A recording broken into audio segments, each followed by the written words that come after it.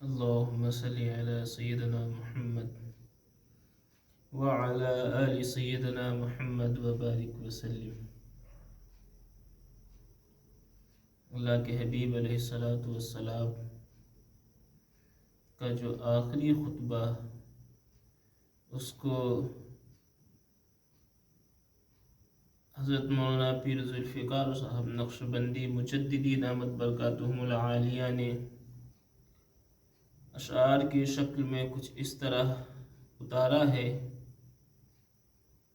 وہ میں آپ کے سامنے رکھتا ہوں۔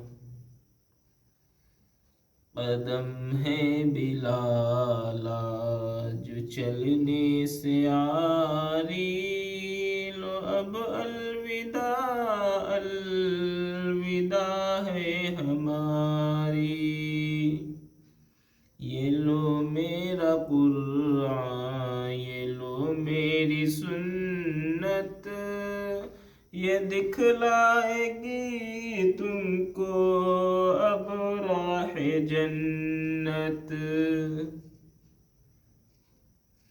پڑے جو مصیبت صبر تم دکھانا، مگر دل کسی کا نہ ہرگز دکھانا، یہی یاد رکھنا نصیحت ہماری، لو اب الوداع الوداع ہے ہماری۔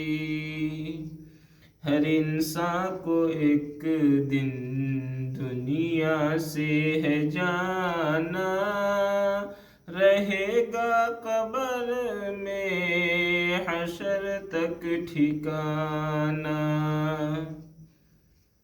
میں امت سے اپنی حشر میں ملوں گا، مقام محمود پہ سجدہ کروں گا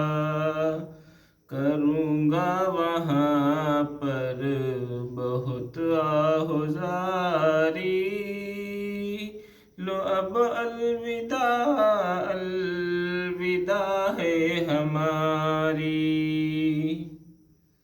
میں پھر حوض کوثر پہ تم کو ملوں گا، میں امت کو پیاسی نہ رہنے نہ دوں گا، بجھاؤں گا تشنا لبی کو تمہاری، لو اب الوداع الوداع ہے ہماری۔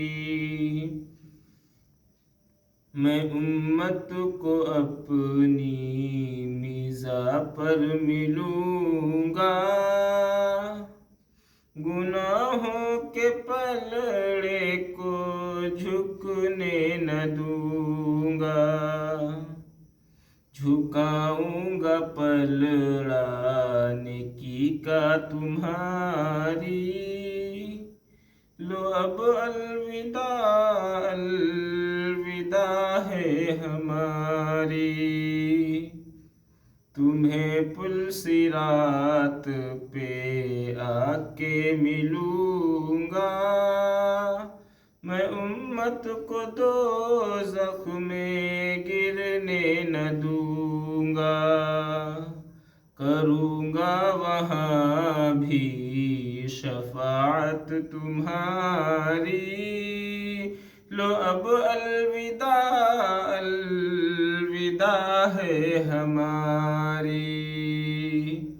گنہگار امت ہے مجھ کو پیاری، ہے حسرت کی جائے یہ جنت میں ساری، تبھی تو ہے آنکھوں سے آنسو بھی جاری، لو اب الوداع الوداع ہے ہماری۔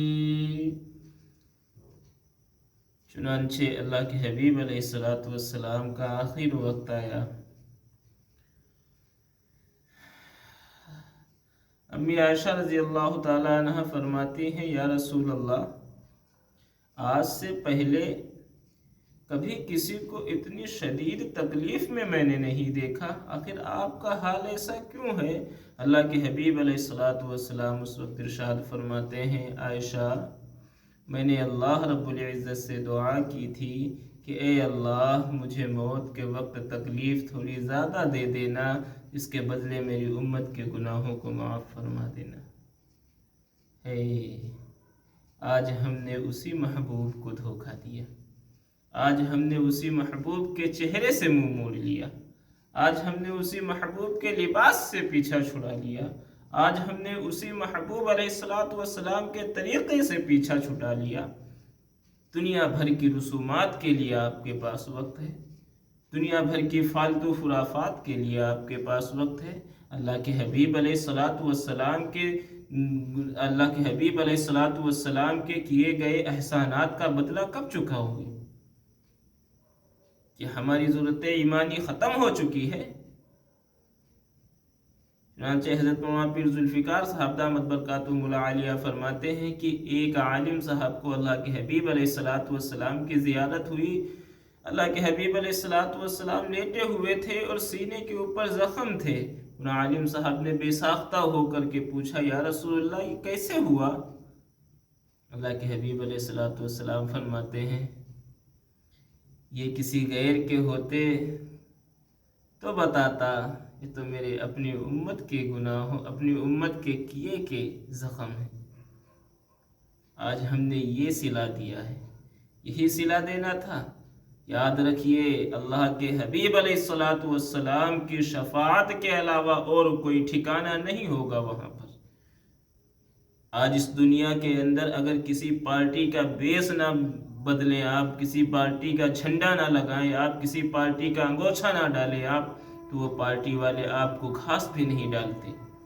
تو یاد رکھو اللہ کے حبیب علیہ الصلوۃ والسلام کو ٹھکرا کر، اللہ کے حبیب علیہ الصلوۃ والسلام کی سنتوں کو پامال کر کے، ان کی سنتوں کے جنازے نکال کر کے، آپ کو کیا لگتا ہے آپ عاشق رسول ہو گئے؟ آپ کو کیا لگتا ہے کہ آپ کو اللہ کے حبیب علیہ الصلوۃ والسلام کی شفاعت مل جائے گی؟ وہ تو رحمت للعالمین ہے، جنہوں نے ہمارے آنے سے پہلے ہمارے لیے اتنی دعائیں مانگی کہ آج ہم گناہ کرتے رہتے ہیں لیکن ہماری پکڑ نہیں ہوتی۔ ورنہ آج اس وقت کے اندر ہمارے اندر جو اتنے عیب چھپے ہوئے ہیں، ان عیبوں کو مد نظر رکھتے ہوئے آج ہم خنزیر و بندر بن چکے ہوتے۔ محترم دوستوں، آنکھوں کو کھولو، شیطانیت کے پردے کو زائل کرو، ختم کرو، اور رسومات سے باہر نکلو، اور اللہ کے حبیب علیہ الصلوۃ والسلام کے طریقے کو اپناؤ، اللہ کے حبیب علیہ الصلوۃ والسلام کے حلیے کو اپناؤ، اللہ کے حبیب علیہ الصلوۃ والسلام کی شفاعت میں حصہ چاہتے ہو تو ان کی سنتوں پر عمل کرنا شروع کرو، اللہ کے حبیب علیہ الصلوۃ والسلام کے بتائے ہوئے طریقے پر عمل کرنا شروع کرو، تب ہوگی کامیاب زندگی۔ شاعر کیا فرماتا ہے؟ اپنے کسی عمل پہ سہارا ہی نہیں ہے،